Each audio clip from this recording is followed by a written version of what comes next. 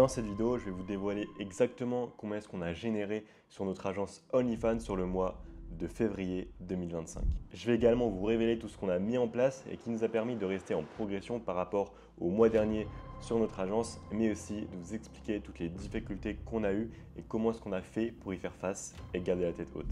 Allez, on va directement lancer Inflow sur mon ordinateur. C'est parti. Ok, donc là, on va aller directement dans les Analytics. Hop, et donc dans Creator Reports. On va cliquer, hop, on va mettre en brut et on va aller sur le mois de février. Donc en février, on a généré 16 879 $. Voilà, donc c'est cool car on est vraiment en progression par rapport au mois dernier. Comme on peut le voir donc en janvier, donc on était à peu près 15 000. Donc c'est pas une énorme progression, mais voilà, c'est quand même pas mal parce qu'au moins on ne régresse pas et en fait, nos process fonctionnent bien parce qu'au moins on arrive à stabiliser un certain niveau et ensuite, ça nous permet de pouvoir vraiment nous focus sur ce qu'il faut améliorer pour faire toujours plus.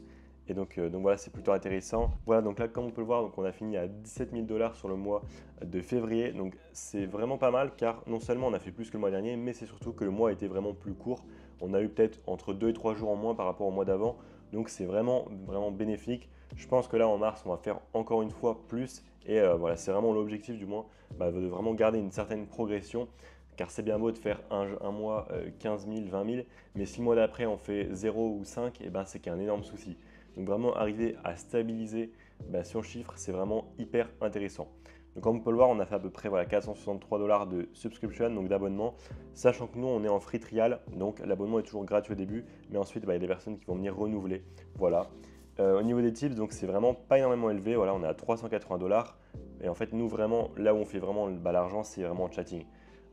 Mais vraiment, on va dire un petit peu en one shot. Après, on a quand même quelques spenders, mais les spenders, on va plus leur vendre du coup d'autres scripts plutôt que de faire des médias personnalisés. Mais c'est vrai que ça pourrait être justement un axe d'amélioration car on le sait, moi je l'ai déjà fait, j'ai déjà vendu des vidéos personnalisées il y a un petit moment, à peu près 300 $. Donc là, je crois que ce mois-ci, on n'en a pas eu. Mais c'est vrai que si on essaie de mettre un petit peu le focus dessus, peut-être qu'on arrivera à faire 1, 2, 3 000 en plus chaque mois, sachant qu'on a quand même pas mal de subs sur les comptes. Donc c'est plutôt cool. Donc comme on peut le voir, la réalité du business, c'est qu'il y a des jours hauts, il y a des jours bas. On peut le voir, on a fait une journée à 1420 $, une autre journée à 1456 $.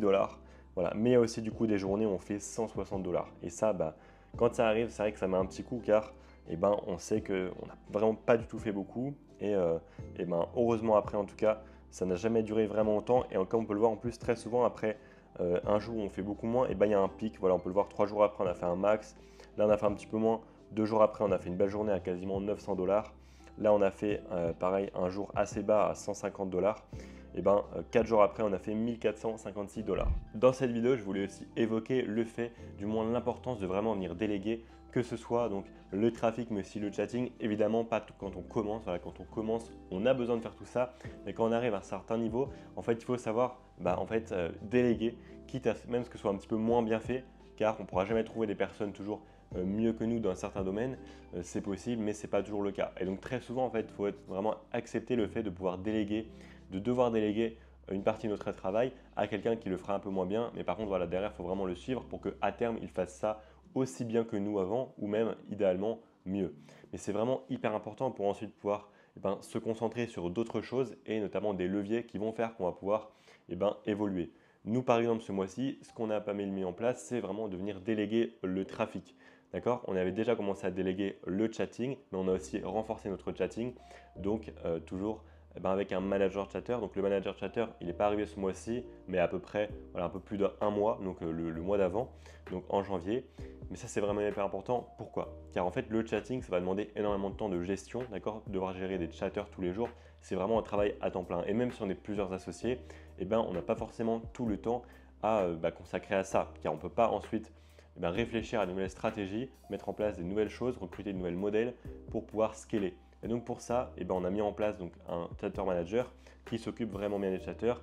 Et comme on le voit, ça prend énormément de temps. Et donc, c'est ce qui fait que dans une agence OFM, lorsqu'on fait pas mal de chiffres, il y a pas mal d'humains.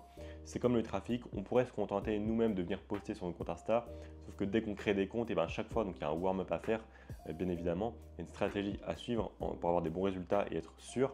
Mais voilà, tout ça, ça prend vraiment énormément de temps. Et finalement, si on n'a pas beaucoup de téléphone, le warm-up, ça va prendre énormément de temps car chaque compte, on doit y passer minimum, je dirais 10 à 20 minutes selon votre stratégie. nous personnellement, on passe pas mal de temps car on a remarqué en fait de bien meilleurs résultats comme ça. Mais en fait, ce que je voulais dire, c'est qu'il faut savoir accepter de devoir donner par exemple ses comptes. Nous, c'est ce qu'on a fait à des assistants virtuels. Donc, on a commencé en fait à recruter des assistants virtuels. Finalement, c'est des personnes qui habitent soit en Afrique, soit à Madagascar. Et en fait, on va venir donc leur donner accès à nos comptes, par exemple Instagram et même Thread, TikTok, pour qu'ensuite ils puissent se connecter, poster chaque jour, mais aussi faire le warm-up. Et donc ça nous permet de gagner énormément de temps. Et c'est aussi là la puissance d'avoir des associés, c'est que moi je suis plus du côté chatting, donc à gérer par exemple le manager chatter qui va ensuite gérer les chatters. Et du coup, mes associés, sachant qu'on est 3, et ben eux ils vont plus vraiment se focaliser sur la délégation donc, du trafic et donc recruter donc, des assistants virtuels, mais aussi les suivre chaque jour car il ne suffit pas de leur donner une fiche, un SOP comme on dit, Standard Optimization Stratégie, enfin bref, quelque chose comme ça. En fait, c'est un document en fait, qui récapitule toute la stratégie. C'est bien de le donner aux assistants virtuels, mais ensuite, il faut vraiment venir les former, les suivre, car très souvent, ils ne vont pas bien warm up le compte, ou alors ils vont le faire, mais vraiment mal, ou même ils ne vont même pas du tout le faire. Ils vont poster n'importe quoi, ils vont mettre la photo du modèle, etc., avec la description d'une autre. Enfin voilà, il faut vraiment faire hyper gaffe. Et finalement, c'est comme les chatters, il faut être vraiment derrière eux chaque jour, vraiment pour suivre au mieux tout ça. Mais au moins comme ça, et ben, avec mes associés, on arrive à se retirer un petit peu de temps et à vraiment faire d'autres choses. Par exemple, ce que je voulais vous évoquer dans cette vidéo, c'est que ce mois-ci, je suis retourné en France voir un petit peu ma famille, sachant que comme vous pouvez le voir, je ne vis pas en France, je vis à Bangkok en Thaïlande. Et ben en fait, la pouvoir en fait de la délégation, d'avoir délégué le chatting au manager chatter et par exemple le trafic aussi aux assistants virtuels, sachant qu'avec mes associés, on poste quand même, mais sur très peu de comptes et vraiment les plus gros comptes. Voilà, nous vraiment, on va venir leur créer des nouveaux comptes pour qu'ils puissent lancer plein de nouveaux comptes. Et voilà, et à terme, leurs petits comptes deviendront, soit ils vont être mis à la poubelle si jamais ils ont vraiment des très mauvais stats, mais ça m'étonnerait. Après, il y a toujours des comptes qu'on ne pourra pas vraiment faire percer, on n'aura jamais un 100%, mais voilà, ils ont quand même des petits comptes qui plus tard deviendront des gros comptes. Et à ce moment-là, on aura beaucoup plus confiance en eux, et donc là, on pourra peut-être, pourquoi pas aussi leur donner nos gros comptes actuels qui seront encore plus gros à ce moment-là. Mais ce que je voulais dire, c'est que la puissance de ça, c'est que je suis retourné en France, profiter de ma famille, les voir car je ne les vois pas souvent. Et en fait, la vérité, c'est que j'ai très peu travaillé. J'ai vraiment très peu travaillé et je suis vraiment content car on a fait presque nos meilleures journées. Pourquoi? Parce qu'en fait, on a mis des choses en place. On a mis le chatting en place, le trafic et ça nous permet de… Je ne dis pas qu'on n'a pas travaillé du tout, mais en fait, on peut par moment travailler beaucoup moins et pourquoi pas profiter de notre famille, de nos amis, faire aussi des activités. C'est ça le but du business. Il ne suffit pas de passer son temps derrière son écran toute la journée. Il n'y a aucun bonheur à ça, il n'y a aucun plaisir. On le fait tous pour la même chose. Pour d'argent certes, mais pour ensuite pouvoir profiter de nos proches car c'est vraiment l'essentiel. Et ça, on s'en rend compte quand on commence à gagner pas mal d'argent. Et c'est vraiment le plus finalement le plus de bonheur qu'il nous a apporté, c'est vraiment là-dedans. C'est pas dans le business ou quoi. Du moins pour moi, ce n'est pas le cas. Mais du coup, ça m'a permis de réaliser que lorsqu'on arrive à déléguer certaines choses, même si au début c'est pas parfait, même si oui, il y a des problèmes, même si oui, les assistants virtuels des fois, ils gèrent mal les comptes, ils font mal le warm-up, les chatters, ils n'écoutent pas ce qu'on leur dit, malgré qu'il y a un manager chatter, ça nous permet quand même d'avoir une structure globalement qui fonctionne quand même un minimum et qui nous permet d'avoir des revenus, même lorsqu'on travaille un petit peu moins. Alors évidemment, si sur le long terme on travaille de moins en moins, à un moment ça va se casser la gueule. Donc c'est pour ça qu'il faut quand même évidemment être présent et savoir travailler quand il le faut. D'ailleurs, je sais qu'il y en a qui vont le demander, ce mois-ci, est-ce qu'on a utilisé une IA de chatting ou pas, ou que des chatters, car j'avais fait une vidéo là-dessus sur une IA de chatting qui s'appelle Substyle, j'avais fait une vidéo complète dessus que je vous mettrai en annotation juste ici. Et en fait, ce mois-ci, donc on avait une modèle qui était avec des managers, donc avec du coup un manager chatter, et l'autre modèle, donc elle était sous IA, donc avec cette IA de chatting. Et donc voilà, ça nous permet un petit peu de comparer, voir ce qui fonctionne le mieux, sachant qu'après, les résultats par exemple de l'IA vont aussi pas mal dépendre du profil de la modèle, du branding, de la qualité des clients, de la quantité des clients, enfin voilà. En tout cas, c'est intéressant parce qu'au moins, quand on a plusieurs modèles, on peut faire aussi différents tests. Voilà. Par exemple, celui-là. Également, je voulais évoquer un autre sujet, le fait de ne pas s'attacher trop à ses comptes ou même à ses modèles. Pourquoi est-ce que je vous dis ça? Par exemple, j'ai des élèves qui m'ont contacté récemment, qui sont dans mon accompagnement, et en fait, ils avaient déjà créé des comptes Instagram, ils avaient déjà une modèle avant de commencer l'accompagnement, et donc lorsqu'ils l'ont rejoint, ils avaient déjà donc des comptes Instagram créés. Sauf que, vous vous en doutez, s'ils m'ont rejoint, c'est parce qu'ils avaient besoin d'aide, ils n'avaient pas forcément de stratégie claire et nette, et donc sur Instagram, ils ne faisaient pas de stats, vraiment des très mauvais stats, mais c'est pas grave, c'est là le but d'un accompagnement, c'est du coup d'accéder à des stratégies qui vont vraiment qui sont vraiment efficaces. Et donc, ce que je voulais vous dire, c'est de vraiment ne pas vous attacher à vos comptes. Sachant que moi, des comptes Instagram pour des modèles, j'en ai créé peut-être des centaines dans ma vie. Et en fait, il ne faut vraiment pas s'attacher, d'accord? Certes, ça prend un petit peu du temps. Pour chaque compte, on va venir vraiment le créer, poster tous les jours. Finalement, on peut un petit peu s'y attacher. Et donc, si les stats ne sont pas vraiment bonnes, on n'aura pas forcément envie donc de les supprimer pour en créer de nouveaux et repartir de zéro et avoir l'impression de finalement repartir de zéro et de tout perdre. Mais ce qu'il faut se dire, c'est qu'un compte Instagram, c'est rien, d'accord? Et selon la stratégie, ça prend plus ou moins de temps. Moi, je sais que j'ai un process qui me permet de mettre le lien en jour 2 et de commencer à poster en jour 3. Je sais que ça peut paraître étonnant et pourtant, on a de très très bonnes stats comme ça parce qu'on a une stratégie qui fonctionne. Et donc là où en fait ils ont fait une erreur, c'est que lorsque moi du coup je leur ai donné toutes mes stratégies, ils n'ont pas forcément recréé beaucoup de comptes, ils en ont recréé quelques-uns, voilà, mais ils sont plus en fait, ils ont passé beaucoup plus de temps à essayer de retravailler leur compte, mais en fait ils avaient mal démarré sur le compte. Et un compte, lorsqu'on a un comportement dessus qui n'est pas forcément propice à l'algorithme ou quand on n'a pas forcément une très bonne stratégie, et bien des fois relancer un compte, on va dire, essayer de le faire rentrer dans l'algorithme pour en fait passer d'un compte qui fait très peu de stats à un compte qui fait beaucoup de vues, et des fois c'est pas possible et donc on va perdre beaucoup de temps finalement à essayer de vraiment, on va dire, réanimer ce compte. Et donc là l'erreur en fait qu'ils ont fait, c'est de ne pas se dire ok, bon là ces comptes là Melvin nous a dit qu'ils étaient vraiment nuls, et on va vraiment les mettre de côté pour vraiment se concentrer sur des nouveaux comptes. Je leur avais dit ça, bon ils ont recréé des comptes après, mais en fait ils se sont beaucoup trop attachés à leur compte et donc au final ils ont perdu du temps car comme je vous l'ai dit, relancer des fois des comptes inanimés qui du moins ont du mal, c'est pas forcément bon car par exemple moi si c'est quelque chose tout bête, moi je conseille toujours au début de poster une fois par jour, eux en fait ils postaient dès le début 2 fois par jour. Et moi j'ai remarqué, et même on a remarqué aussi sur leur compte, c'est que très souvent il y avait un réel qui faisait un petit peu de vues et l'autre qui faisait vraiment peut-être 2 ou 3 vues. Et donc ça il y a un problème, d'accord? Et moi je conseille vraiment sur chaque compte au début de poster une fois par jour. Et donc, eux, ils sont passés d'un compte où ils postaient donc 2 fois par jour qui fonctionnait mal, ensuite passer une fois par jour, mais en fait, ça n'a pas forcément fonctionné. Pourquoi? Parce qu'il faut, dès le début du compte, avoir un bon comportement et une stratégie qui fonctionne sans faire, on va dire, des choses qui peuvent faire en sorte que ça ne fonctionne plus. Et donc, pour ça, je leur ai vraiment dit, maintenant, voilà, ce compte-là, vous mettez de côté et vous allez recréer des nouveaux comptes où, dès le début, vous allez venir poster une fois par jour. Évidemment, il ne suffit pas de poster une ou deux fois pour que ça fonctionne.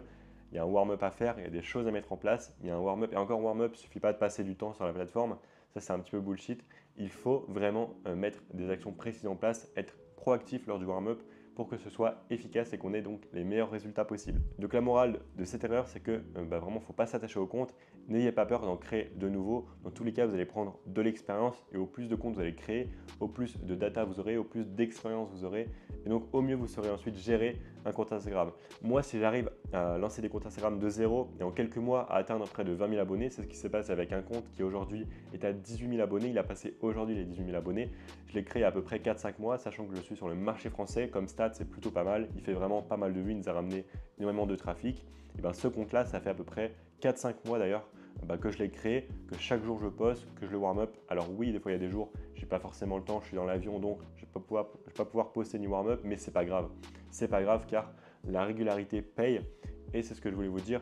Si aujourd'hui vous êtes sérieux, et dans quelques mois, ces petits comptes vont devenir vraiment des énormes comptes et ensuite vont devenir des gros assets sur lesquels beaucoup, on va dire, de responsabilités, on va dire, vont reposer. C'est-à-dire que là, par exemple, ce gros compte-là, il nous ramène énormément de trafic. Mais il ne faut pas s'attacher. Car par exemple, sur cette modèle-là, il y a à peu près un mois, on a perdu aussi un autre compte, donc l'ancien main, donc l'ancien compte principal qui avait 12 000 abonnés.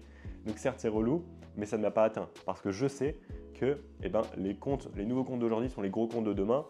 Et après, même si on a beau faire mettre toutes les choses en place pour éviter que nos comptes soient bannis, soient suspendus, malheureusement, il y a une part qu'on ne maîtrise pas et des fois, on va avoir des suspensions d'Instagram qui sont selon nous pas justifiées, mais on n'y peut rien, d'accord, on ne pourra pas maîtriser, c'est eux les boss. Donc à nous de nous adapter et donc de créer aussi d'autres comptes pour justement prévoir ce genre de choses et toujours assurer un système continu où en fait on va acquérir donc des abonnés chaque jour sur le compte OnlyFans. Également, je voulais aussi vous dire de ne pas vous attacher à vos modèles. Pourquoi? Très souvent, quand on a une modèle, notamment notre premier modèle, on veut vraiment pas la perdre, etc. Et donc, on va mettre en place pas mal de choses. Mais c'est vrai qu'on a quand même une pression, d'accord, une pression dans la modèle, car on ne fait pas de modèle IA. Donc, la modèle derrière, elle a vraiment une attente, elle veut faire de l'argent parce qu'on est là pour ça. Ce que je voulais vous dire, c'est que vraiment, gardez le contrôle, d'accord? N'essayez pas, si jamais il y a une modèle qui veut s'en aller, et ben c'est laissé là. Pareil, j'ai des élèves, justement, ils avaient la pression car ils n'ont pas eu de résultats avant l'accompagnement. Et donc là, ça fait 2 mois qu'ils sont avec la modèle et elle leur a mis un petit peu un ultimatum. Je leur ai dit vraiment, ne vous accrochez pas à la modèle. Moi, par exemple, pour vous donner une anecdote, il y a quelques semaines, donc même je dirais il y a 1 ou 2 semaines, pas longtemps, il y a une modèle du coup qui m'a contacté, d'accord? On l'a appelée, etc. Tout s'est bien passé, on s'est dit qu'on allait travailler ensemble. Maintenant, la réalité, c'est quoi? C'est qu'elle a 40-50 ans, je ne sais plus trop, mais en fait, elle est vraiment pas à l'aise avec les réseaux sociaux et en fait, pour elle, c'est même pas possible, si vous voulez, de venir déposer un contenu dans un drive. Et donc en fait, on a essayé, sauf qu'on s'est rendu compte qu'on perdait énormément de temps et en fait, ça valait pas le coup car elle avait vraiment trop peu finalement de connaissances, d'accord, sur le monde informatique qui pour nous est vraiment fluide. Et donc du coup avec cette modèle on a commencé à travailler, sauf que on a vu que c'était très compliqué, on lui a fait un Google Doc qui lui expliquait tout le contenu attendu et en fait elle n'a même pas essayé de le lire, elle n'a pas fait d'effort, elle nous a dit qu'elle ne comprenait pas. Et donc là la réalité c'est quoi? C'est que si j'étais un manager qui n'avait pas confiance en moi, en mes stratégies et qui me disait ok les modèles c'est compliqué à recruter etc, je ne suis pas hyper serein, là on en a une, il ne faut vraiment pas qu'on la perde, j'aurais vraiment essayé et j'aurais perdu énormément de temps et ça se trouve tout ce temps-là en fait j'aurais fait beaucoup moins avec mes modèles actuels. Et donc ce qu'on a décidé de mettre en place avec nos associés, c'est qu'on s'est dit ok là on perd énormément de temps, elle n'a vraiment pas les minimums de compétences dont on a besoin pour vraiment avancer dans la bonne direction et donc on a simplement mis un terme à la collaboration du coup qui venait à peine de commencer. Et donc voilà, ça c'est pour vous dire vraiment gardez le contrôle de votre agence et ne vous laissez pas submerger par le nombre de modèles, etc. Même pareil pour les chatteurs. Des fois, il ne faut pas avoir peur à dire stop à des personnes dans notre agence pour pouvoir vraiment se focaliser sur l'essentiel, sur les personnes qu'on a déjà et qui fonctionnent déjà. Et surtout, avoir donc des critères lorsque vous allez par exemple recruter, que ce soit des chatteurs, managers, peu importe, ou même des modèles, ayez vraiment des critères et respectez-les, d'accord? Vous êtes les propres maîtres de votre agence. Et ça, il ne faut vraiment pas l'oublier. N'hésitez pas à me dire en commentaire si vous aimez ce genre de vidéo, donc un petit peu build in public, où je vous montre exactement les résultats qu'on a eu sur le mois en vous le prouvant avec des images, des vidéos, mais aussi en vous expliquant un petit peu tout ce qu'on a mis en place, les bonnes choses, les mauvaises choses, et aussi comment est-ce que on va venir améliorer tout ça par la suite. Et donc la suite, qu'est-ce que ça va être pour nous? Encore une fois, on continue à déléguer donc, le chatting donc, avec notre manager, on va prendre aussi d'autres managers pour mettre aussi d'autres chatteurs en place, car on a remarqué donc des meilleurs résultats qu'avec l'IA. Maintenant, après, ça dépend. D'accord, on a une modèle avant qui fonctionnait pas mal bien en IA, mais le truc, c'est que quand on met des chatteurs dessus, maintenant, on a des très bons process en chatting, et en fait, on arrive à avoir une LTV qui est vraiment meilleure. Et donc là, c'est hyper intéressant finalement. Donc, c'est bien de devoir finalement tester, voir ce qui fonctionne le mieux. On va aussi du coup continuer à déléguer le trafic à toujours plus d'assistants virtuels, comme ça vraiment à essayer de répartir tout le trafic, en avoir en masse, mais surtout le répartir sur pas mal de personnes. Comme ça, on n'est plus dépendant de un seul ou deux comptes, mais vraiment de beaucoup de comptes. Et ça nous permettra du coup de nous dégager du temps pour recruter une nouvelle modèle. C'est ce qu'on a fait là. On a commencé à recruter une nouvelle modèle ces derniers jours-là. Et donc, vous allez voir sur le mois de mars, d'accord, donc on ne sera plus à 2 modèles, mais normalement 3 modèles, et même peut-être 4, mais c'est pas sûr, d'accord. Encore une fois, on se focus sur le minimum, on ne va pas essayer de prendre trop de modèles d'un coup, trop de chatteurs. Ça, c'est un conseil que je donne tout le temps, mais aussi du coup applicable à moi forcément et dans mon agence. Donc voilà, hâte de vous montrer donc les résultats qu'on aura en mars. Je pense qu'on va faire quand même bien plus, surtout qu'on aura une modèle en plus qui va nous rejoindre, donc ça va être vraiment le feu. J'espère que la vidéo t'a plu. Si jamais t'as aimé, n'hésite pas à mettre un commentaire, mais aussi à t'abonner à la chaîne. Et si jamais tu veux aller beaucoup plus loin et que tu vas apprendre à générer 300 € par jour d'ici cet été, tu as simplement à cliquer sur le lien qui sera en description pour retrouver mon programme complet dans lequel je pourrai t'accompagner justement à atteindre cet objectif-là. Et moi, je te dis à la prochaine. Ciao!